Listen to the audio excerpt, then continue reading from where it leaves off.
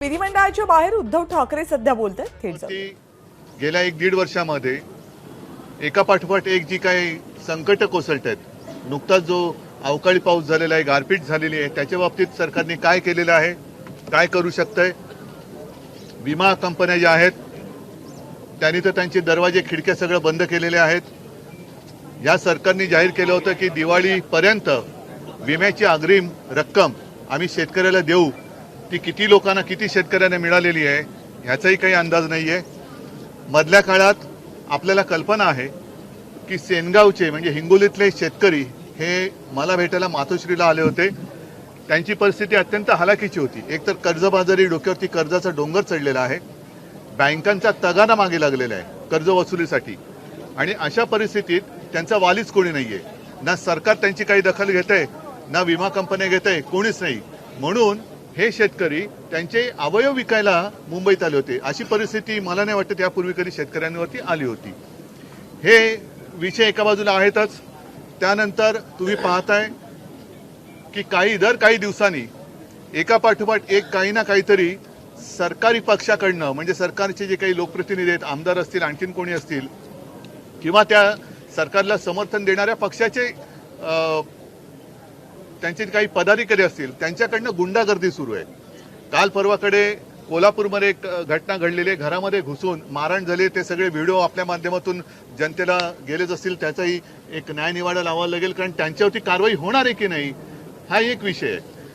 दुसरी गोष्ट, सध्या पत्रांचा जमाना आहे. आम्ही 2 पत्र दिलेले, एक निवडणूक आयोगाला पत्र दिले. त्याचं उत्तर आम्ही बघतो आहोत की धर्माच्या नावावरती, देवाच्या नावावरती मतं मागायला परवानगी जर असेल तर आम्ही सुद्धा सुरू करतो. त्याच्यानंतर मला वाटतं काल परवाकडे आपण एक पत्र दिले माननीय उपमुख्यमंत्र्यांना, कारण त्यांनी एक पत्र दिलं होतं त्यांच्या बाजूला. कारण आता मी सभागृहात जाऊन आलो, मला असं वाटलेलं की पत्र दिले एका उपमुख्यमंत्र्यांनी दुसऱ्या उपमुख्यमंत्र्यांतर बसण्यात काही अंतर पडले की काय. तसं नाही, बाजूबाजूला बसतायत, पण बाजूला बसलेले असले तरी सुद्धा पत्र त्यांना लिहावं लागतंय. तर ते राजमान्य राजश्री पत्र लिहिण्यास, कारण की त्या पत्राचं उत्तर कधी मिळणार त्याची वाट बघतोय. आणि ते पत्र आपल्याला माहिती आहे नवाब मलिकांबद्दलचं आहे. जर एवढ्या भावना त्यांच्या तीव्र असतील तर आम्ही त्यांचं स्वागत करतो, त्याचा आदर करतो. भारतीय जनता पक्षाच्या भावना देशप्रेमाबद्दल एवढ्या उचंबळून आलेल्या असतील तर मग आम्ही त्यांना जे पत्र लिहिलंय त्या पत्राचं उत्तर सुद्धा कधी मिळणार हे सुद्धा आम्हाला माहिती नाही. आणि ते पत्र तुम्हाला माहिती आहे, ज्या न्यायाने नवाब मलिकांना त्यांनी सांगितलं की यांना दूर ठेवा, मग तोच न्याय दुसऱ्याला लावणार आहात की नाही. कारण एकाला एक न्याय आणि दुसऱ्याला एक न्याय हे लोकांना पटेल काय हा सुद्धा महत्वाचा प्रश्न आहे. थोडक्यात सांगायचं म्हणजे नवाब मलिकांना एक न्याय लावणार असाल तर तोच न्याय प्रफुल्ल पटेलना लावून त्यांच्यापासून तुम्ही अंतर ठेवणार आहात की नाही. आणि जी मालमत्ता इक्बाल मिरचीची म्हणून त्यांच्याबरोबर व्यवहार केला म्हणून स्वतः माननीय पंतप्रधान, मला आठवतंय कारण तेव्हा आमची युती होती, बांद्रा कुर्ला कॉम्प्लेक्सच्या सभेत बोलले होते की कुछ लोग मिर्ची का व्यापार करते हैं, कुछ लोग मिर्ची से व्यापार करते हैं. तर आता ज्यांनी मिरची बरोबर व्यापार केलेला आहे त्यांच्याबरोबर हा सत्तेचा व्यापार तुम्ही चालू देणार आहात की त्यांच्यावरती त्यांची जी मालमत्ता ईडीने जप्त केली आहे ती सगळी लक्षात घेता त्यांच्यावरती तुम्ही कारवाई पुढे चालू ठेवणार आहात की नाही हे सुद्धा आम्ही प्रश्न विचारले, त्याची वाट बघतोय. आता जसजसं अधिवेशन पुढे सरकेल तसतसं जनतेच्या प्रश्नाला आम्ही वाचा फोडू आणि आम्हाला अपेक्षा आहे की सरकार त्या प्रश्नांना योग्य ते नुसतं उत्तर कागदावरती नाही तर कृतीतून देईल. आज मुख्यमंत्री म्हणाले आहेत की तुम्ही तिसऱ्या दिवशी सभागृहात येत आहे, आदित्यजी तिसऱ्या दिवशी सभागृहात येत आहेत, सभागृहाच्या कामकाजाविषयी तुम्ही गंभीर नाही किंवा महाराष्ट्राच्या प्रश्न. बरं ठीक आहे, तुम्ही पहिलं महाराष्ट्राच्या प्रश्नाबद्दल गंभीर असाल तर समुद्रावरती ट्रॅक्टर चालवणारा मुख्यमंत्री मी तरी पहिल्यांदा पाहिला. म्हणजे लोकांच्या घरादारावरती, शेतकऱ्यांच्या घरादारावरती नांगर आणि समुद्रावरती ट्रॅक्टर, हा असा मुख्यमंत्री मी पहिल्यांदा पाहिला. शेतकऱ्यांच्या 1 रुपया विमाबाबत शेतकऱ्यांची फसवणूक झालेली स्पष्ट होत आहे. होय, आपले आमदार आहेत कैलास पाटील हे देखील वारंवार या संदर्भात माहिती देतात, मात्र सभागृहात ती मांडण्याला त्यांना वेळ देत नाही. म्हणजेच मुख्यमंत्री शेतकऱ्यांच्या प्रश्नाबद्दल उदासीन आहेत. माझ्यावरती आरोप करताना त्यांनी शेतकऱ्यांबाबत आपण काय करतो आहोत, 1 रुपयात विमा योजना त्यांनी जी आणली त्याचा परिणाम असा झाला की साधारणतः सरासरी 80 ते 90 लाख शेतकरी विमा घ्यायचे, तो आकडा यावेळेला 2.25 कोटीच्या घरात गेला. म्हणजे 8,000 कोटी जो शेतकऱ्याचा हिस्सा होता तो राज्य सरकारने भरला. हा पैसा जनतेचा पैसा आहे. तर त्या पैशाचं पुढे काय झालं तर हा सुद्धा त्यांच्या मित्रांच्या कंपन्यांच्या खिशात गेला, त्याचे उत्तर त्यांनी द्यायला पाहिजे. कारण 72 तास म्हणजे नुकसान झाल्यानंतर 72 तासाच्या आत नुकसान झाल्याचा कळवा, ही जी काही विमा कंपन्यांची अट आहे त्या 72 तास आणि त्याच्यानंतर सुद्धा विमा कंपन्यांचे फोन बंद आहे, दारं खिडक्या सगळं बंद आहे, कोणी कोणाला विचारायला तयार नाही. मग हे 8,000 कोटी जर का गेले असतील तर ते कोणाच्या बोडक्यावरती गेले? तुम्ही ट्रॅक्टरचा विषय काढलात. आज एकनाथ शिंदे त्यांच्या स्वच्छता मिशन विषयी म्हटलं, आम्ही स्वच्छता मिशन करतोय. त्यांनी हात सफाई केली रस्त्यामध्ये, नाल्यामध्ये. स्वच्छता जी आहे ना ती त्यांनी त्यांच्या सहकाऱ्यांपासून करावी. जे आरोप केलेले डागी सहकारी त्यांचे आहेत त्यांची पहिली स्वच्छता करावी, हिंमत असावी असेल तर. कारण बीच क्लीन करण्यासाठी वगैरे समुद्र किनारे क्लीन करण्यासाठी मुंबई महापालिका समर्थ आहे. मुंबई महापालिका समर्थ आहे. आम्ही गेली 25 वर्ष महापालिका बघत आलेलो आहोत, यापुढे सुद्धा बघणार आहोत.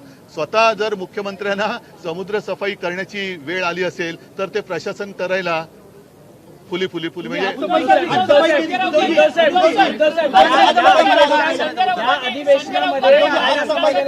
संजय राऊतांनी आपल्या पत्रकार परिषदेत खुलासा केलाय. खरं तर महाविकास आघाडीचं सरकार बनत असताना तुम्ही मुख्यमंत्री म्हणून एकनाथ शिंदे यांना बनवणार होता. त्यावेळेस हेच उपमुख्यमंत्री अजित पवार यांनी तक्रार केली होती की आम्ही एकनाथ शिंदेच्या हाताखाली काम करणार नाही. तत्कालीन मुख्यमंत्री तुम्ही झालात, मग या संपूर्ण संदर्भातला खुलासा काय नक्की?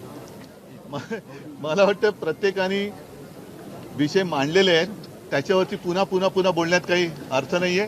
पण आज आणखीन एक गोष्ट जी सकाळी मी विमानतळावरती उतरल्या मला आपल्यापैकी काही जण विचारलं, ते 370 कलम काश्मीरमधलं हटवलं गेलं 4-5 वर्षापूर्वी. तो निर्णय सुप्रीम कोर्टाने कायम ठेवला, त्याच्याबद्दल मला खरंच आनंद आहे आणि मी सुप्रीम कोर्टाला धन्यवाद देतोय. कारण 370 कलम हटवण्यासाठी शिवसेनेचाही आग्रह होता, त्यावेळेला शिवसेनेने सुद्धा समर्थन केलेलं होतं.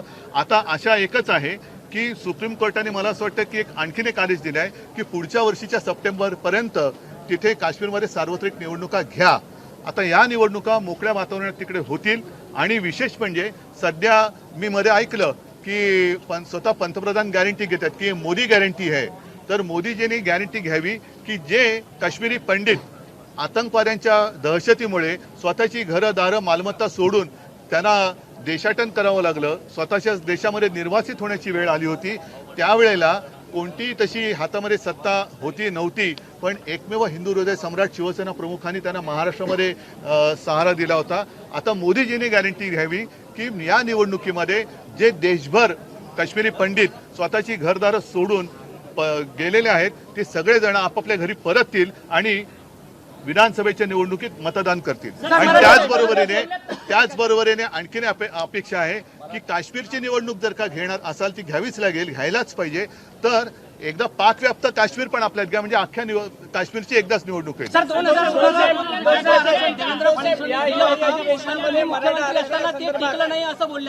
या सगळ्या गोष्टी जगजाहीर आहेत, त्याच्यात मला काय जायचं. हिवाळी अधिवेशनामध्ये मराठा समाजाला मोठ्या प्रमाणात अपेक्षा आहेत.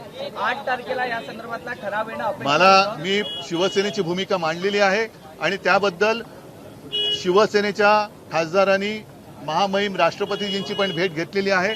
आमची मागणी आम्ही केलेली आहे. ती मागणी अशी की सर्व समाजाला ज्यांना आवश्यकता असेल त्यांना आरक्षण द्या, पण ज्यांना दिलेलं आहे त्यांच्या हक्काचं काही न काढता हे आरक्षण दिलं गेलं पाहिजे. याचा अर्थ असा की आपण इकडे जरूर काय जे ठराव करायचा करा, कारण त्याही वेळेला शिवसेनेने पाठिंबा दिलेलाच होता. आमचं आरक्षण द्यायला आमचा पाठिंबा आहे, पण आरक्षण देताना दुसऱ्या कोणाचंही आरक्षण कमी न करता हे आरक्षण द्यावं ही आमची मागणी आहे. शेतकरी अहवाल असताना अधिवेशनाच्या 3 दिवस मात्र नवाब मलिक आणि आदित्य ठाकरे यांची एसआयटी चौकशी यातच वेळ वाया घालवत आहे.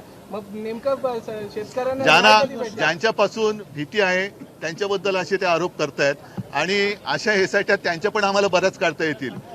तर त्याच्यामुळे त्यांनी त्याच्यात न जावं, कारण जर केलं तर मग आम्ही सांगू तेव्हा तुमच्या कुटुंबियांच्या सुद्धा एसआयटी आम्हाला लावून घ्याव्या लागतील.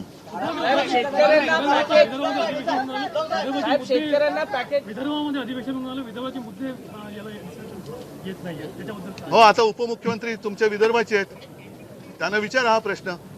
आम्ही तर आलेलो आहोत आणि जे विदर्भाच्या हिताचं असेल ते करायला आम्ही नेहमीच पाठिंबा दिलेला आहे.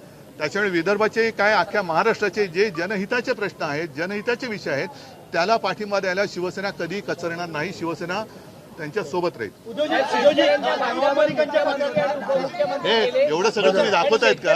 नवाब मलिकांच्या देवेंद्र फडणवीस यांच्या व्हायला उशीर होतोय का? नाही, माझं तर म्हणणं असं आहे की आता ही थोतांड खूप झाली. अजूनही अवकाळीबद्दल पंचनामे होत आहेत की नाही काहीच कल्पना नाही. गारपिटीचे पंचनामे झाले असतील नाही कल्पना नाही, कारण आम्ही दरवेळेला शेतकऱ्यांकडे जातो. यावेळेला मी गेलो नाही शेतकऱ्यांच्या बांधावर. कारण काय होतं की मलाच असं वाटतं की आपण जातो, शेतकरी मोठ्या विश्वासाने माझ्याशी बोलतात आणि मी त्यांना सांगतो. जेव्हा मी मुख्यमंत्री होतो तेव्हा इकडेच जे अधिवेशन झालं होतं, ह्याच अधिवेशनात मी शेतकऱ्यांची कर्जमुक्ती जाहीर केली होती आणि ती अंमलात आणली होती. तशीच जर का त्यांना हे पंचनाम्याचं वगैरे थोतांड आता करता येत नसेल तर शेतकऱ्यांची पुन्हा एकदा कर्जमुक्ती करा, ही शिवसेनेची आग्रही मागणी आहे. तुम्ही देवेंद्र फडणवीस यांचा दाखला देऊन सांगितलं की नवाब मलिकांवरती गंभीर आरोप असल्याचं पत्र दिलं. सध्या नवाब मलिक अजित पवार गटाच्या सोबत जाऊन बसतायत. महाविकास आघाडीत त्यांच्या असण्याविषयी काही ठोस निर्णय तुम्ही घेणार आहात का? कारण खुद्द गृहमंत्र्यांनी त्यांच्यावरती आरोप असल्याचं म्हटलेलं आहे. नाही, महाविकास आघाडीत कुठे आहेत ते आता? ते त्यांच्यासोबत आहेत ना. पण टेक्निकली ते आहेत का कुठे तुमच्याकडे? कुठे टेक्निकली आणि आता कुठे काय? शेतकऱ्यांच्या विषयीच्या बोलण्यावर संपूर्ण भावना इथे मांडतात आहेत. पण त्यांचं म्हणणं सत्तापक्षाचं असं आहे की तुम्ही महाविकास आघाडीमध्ये असताना तुम्ही शेतकऱ्यांना मदत कुठलाही दिला नाही. मुख्यमंत्री असताना आम्ही सत्तापक्षात आल्यानंतर ठीक आहे. आम्ही त्यांना मदत दिली नाही. हा प्रश्न मला नवीन आहे. माझं तर म्हणणं असं आहे की तुम्हीच शेतकऱ्यांच्या बांधावर जा आणि शेतकऱ्यांना विचारा की उद्धव ठाकरेच्या काळामध्ये जी कर्जमुक्ती झाली होती ती तुम्हाला मिळाली होती की नव्हती. वेळोवेळी मग निसर्ग चक्रीवादळ आलं होतं, तेवते आलं होतं, आणखीन काही आलं असेल, अवकाळी पाऊस पडला असेल, ती मदत तुम्हाला मिळाली होती की नव्हती तुम्ही विचारा, मी नाही विचारत. धारावी विकासाच्या विरोधात आपला 16 तारखेला मोर्चा आहे आणि हा मोर्चा म्हणजे राज्य सरकारचं असं म्हणणं आहे की हा मोर्चा विकासाच्या आड आणणाऱ्यांचा मोर्चा आहे. दुसरं असं त्यांचं हो, म्हणणं आहे की नक्की आहे. त्यांच्या मित्राच्या विकासाच्या आड येणारा मोर्चा आहे. आम्ही धारावीकरांचा विकास मागतो आहोत, त्यांच्या मित्राचा विकास नाही. आणि संपूर्ण मुंबई हे एखाद्या व्यक्तीच्या म्हणजे अदानीच्या घशात किंवा खिशात घालायची असेल तर ती शिवसेना घालू देणार नाही. जर त्याच्यामध्ये त्यांना मी त्या मोर्चामध्ये मी भाषण करणारच आहे. केवळ मुद्दा धारावीपुरता राहिलेला नाही आहे. धारावीकरांचं पुनर्वसन हे झालंच पाहिजे, त्याच्याबद्दल काही दुमत नाही. पण त्याचबरोबरीने TDRची सक्ती ही जी काही केली जाते, ही TDR सक्ती तुम्हाला करता येणार नाही. आणि TDR बँक बनवायची असेल तर त्या बँकेची मालकी सरकारकडे असायला पाहिजे, अदानीकडे नाही. हा एक धारावीचा बद्दल विषय झाला. त्याचबरोबरीने उपनगरामध्ये वीज बिलाचा जो एक प्रश्न आहे त्याही बद्दल आम्ही आवाज उठवण्यासाठी हा मोर्चा काढलेला आहे. मोर्चा काढतो. वीज जर म्हणजे प्रचंड बिलं येतात. काल तर मला कोणीतरी भेटलं, त्यांनी सांगितलं की 2 बिलं अशी आली आणि मी तक्रार केल्यानंतर तिसरं बिल त्यांनी 0 रकमेचं पाठवलं. तर का नाही, ते पहिलं आलं होतं ते आम्ही आता त्याच्यामध्ये सामावून घेतलं. निविदेमध्ये धारावीच्या निविदेमध्ये तुमच्या सरकारमध्ये असताना काही बदल करण्यात आले असं फडणवीस आमच्या काळामध्ये निविदा काढण्यात आलेली नव्हती, हे जगजाहीर आहे. त्याच्यामुळे ते जे काही बोलतायत हे त्यांना तरी कळतंय का? कारण रेल्वे लँड ही आम्ही असताना मी स्वतः पियुष गोयलशी बोललो होतो, ती मिळालेली नव्हती. आम्ही त्यावेळेला निविदा काढलेली नव्हती. निविदा काढण्यासाठी आम्ही सहकार्य त्यांना केलं असतं करायची. पण त्याच्यात ही जी काही एका व्यक्तीची मालमत्ता मुंबई त्यांची करतायत, ही मुंबई आम्ही कोणाला त्यांना आंदण देता येणार नाही.